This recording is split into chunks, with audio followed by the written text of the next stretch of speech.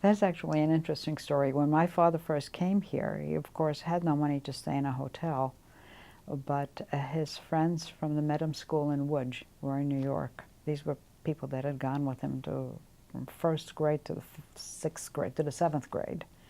And some of them were here, and they all took him in.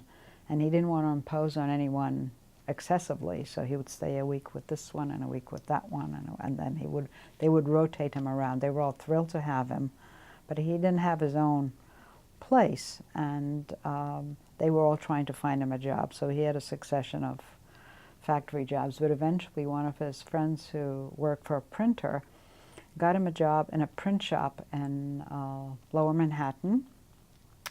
The print shop was owned by a rabbi who printed a lot of Yiddish and Yiddish literature for yeshivas, for Yiddish publications of all sorts.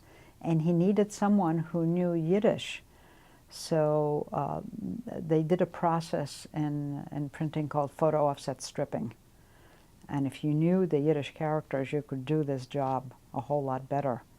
So my father got a job there, and the job paid very little, but the fact that he could deal with Yiddish and Yiddish letters, and that the boss spoke Yiddish, to my father that was wonderful. His initial experience with the job, he had to ferry little truckloads of paper through the streets of Lower Manhattan. It was very difficult. And my father had been